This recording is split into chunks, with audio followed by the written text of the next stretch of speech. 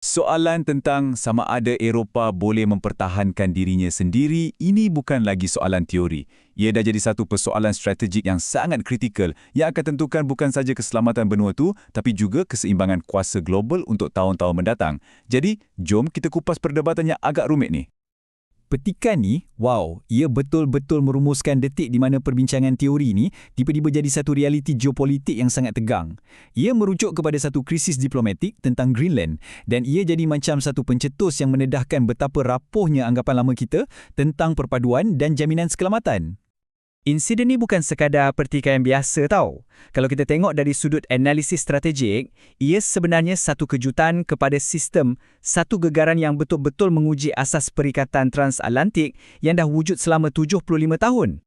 Dan daripada kejutan tadilah timbulnya persoalan utama ni. Krisis ni seolah-olah memaksa para pemimpin di Eropah untuk berdepan dengan satu senario yang dulunya macam tak masuk akal.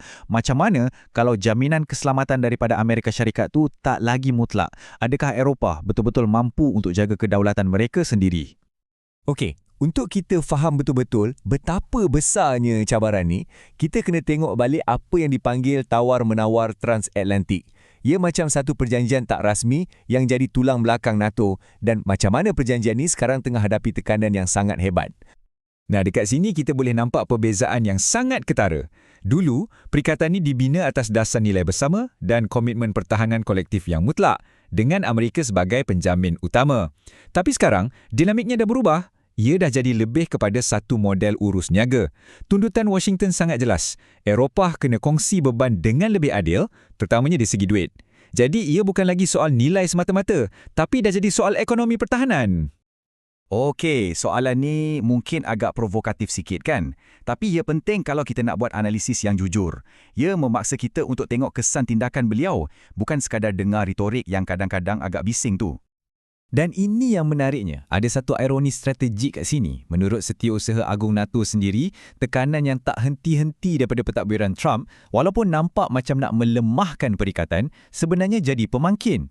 Ia memaksa negara-negara Eropah untuk akhirnya penuhi komitmen perbelanjaan pertahanan 2% daripada KDNK mereka, satu target yang dah bertahun-tahun diabaikan.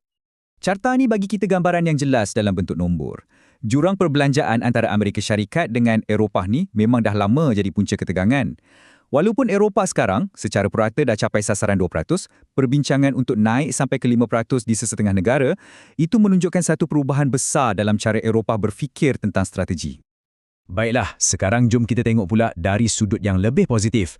Ada bukti yang makin kukuh menunjukkan Eropah sedang melalui satu kebangkitan ketenteraan dan mula membina keupayaan untuk berdikari. Kenyataan yang penuh yakin ni datang daripada Presiden Finland Alexander Stubb. Bila pemimpin sebuah negara anggota baru NATO yang bersempadan terus dengan Rusia cakap macam ni, ia ada pemberatnya yang tersendiri. Ia bukan sekadar cakap-cakap, tapi cerminan realiti keupayaan negara beliau. Dan keyakinan tu bukan cakap kosong, ia disokong oleh data. Tengoklah, Finland boleh kerahkan ratusan ribu askar dalam masa beberapa minggu saja.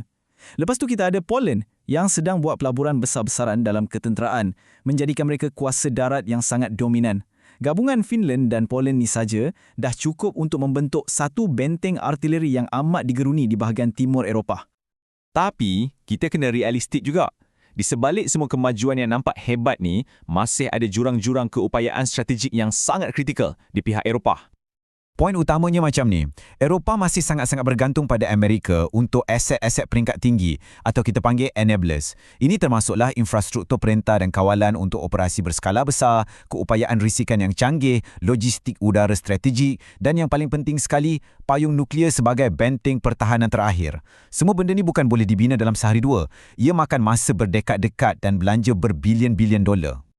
Petikan ni pula tunjukkan ada satu lagi lapisan kebergantungan kepimpinan.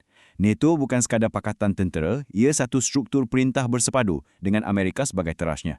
Tanpa kepimpinan Amerika, bukan saja keupayaan ketenteraan yang terjejas, tapi proses membuat keputusan dan perpaduan politik perikatan itu sendiri pun boleh goyah. Jadi nampaknya jawapannya bukan sekadar ya atau tidak. Apa yang kita tengah saksikan sekarang ni sebenarnya satu proses evolusi yang sangat kompleks di mana Eropah terpaksa membentuk satu identiti strategik yang baharu. Presiden Stubb meletakkan dua pilihan strategik di atas meja. Dunia ni nak menuju ke arah mana? Adakah ia akan jadi dunia multipolar yang berasaskan kuasa semata-mata macam zaman abad ke-19 ataupun kita boleh pertahankan sistem multilateral yang berasaskan peraturan antarabangsa?